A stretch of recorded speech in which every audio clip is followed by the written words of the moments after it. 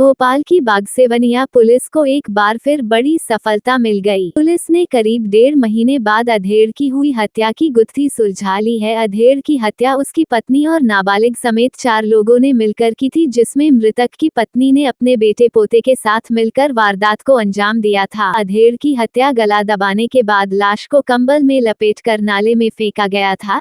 30 जुलाई को पुलिस को एक अज्ञात व्यक्ति की लाश नाले में पड़ी मिली थी। उसके चेस्ट पर दीपाली लिखा हुआ था। मृतक का चेहरा खराब हो जाने से उसकी पहचान नहीं ही पाई थी, जिससे उसकी शिनाख्त नहीं हो रही थी। पुलिस ने इसके लिए एक विशेष टीम का गठन किया और कई पहलुओं पर इसकी पड़ताल की। आखिर पुलिस को इसमें सफलता मिल गई। पुलिस ने मृतक की पहचान विजय पाल के रूप में की।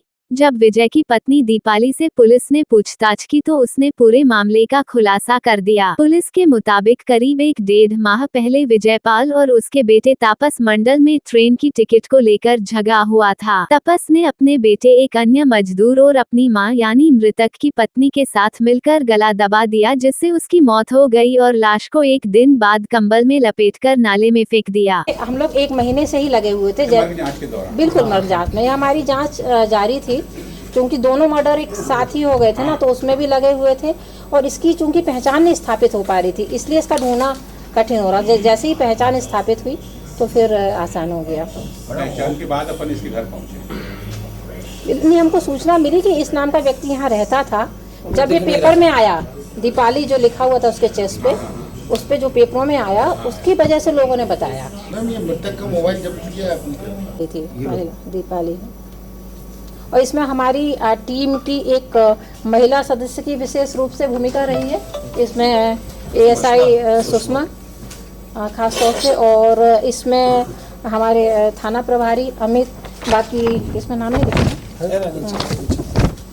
Sanjay Dubey, sub inspector Jaswant Singh. मतलब आपकी जो नई टीम आई है चुनाव के पहले, वो नए 2-3 खुलासे कर चुके हैं। बिल्कुल।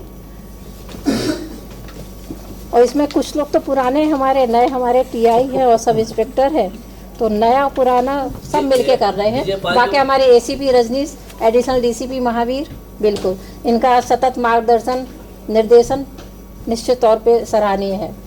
और एक साल से तो मतलब टिकट लिया था, ठीक है, जो मजदूर उसका जो बेटा लेके जाने वाला था, तो उनको टिकट और मोबाइल और उसमें कुछ पैसा, तो मोबाइल में टिकट लिया था, टिकट टाइप का था। ट्रेन छूट गई भाई, मोबाइल नहीं पहुंचा पाया, इस पर से फिर विवाद हुआ। वो तात्कालिक घटना थी, छोटी सी बात, कोई रिपोर्ट दर्ज नहीं की। सबसे पहले तो हम लोग मिसिंग पर्सन पे ही गए थे कि सबसे पहले अपने थाना क्षेत्र के आसपास के थाना क्षेत्र के मिसिंग पर्सन के बारे में पूछताछ की थी, तो कोई नहीं। उसकी पत्नी जो है दीपाली,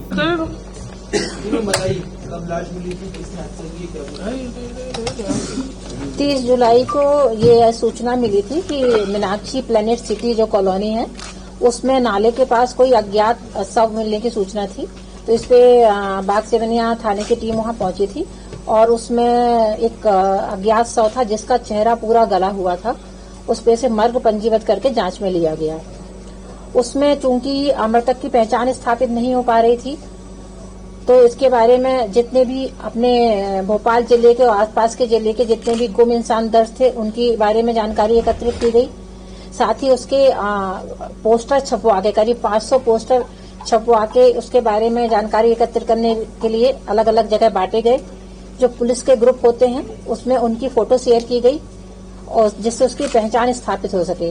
उसकी पहचान के नाम पे सिर्फ उसके चेस्ट में एक दीपाली नाम गुदा हुआ था, एक शेर जैसा चिन्ह बना हुआ था और कुछ सांप का और सूर्य का कुछ निशान था उसमें। तो उसके बारे में कि किन जनजातियों में इस तरीके के गोदना गुदाए जाते हैं, इसके बारे में ये यूनिवर्सिटी के प्रोफेसर से भी जानकारी एकत्रित की गई कि किस तरह की जनजातियों में या मेलों में इस तरीके की गोदने गुदाए जाते हैं। और साथ ही जो बाहर के मजदूर यहाँ भोपाल में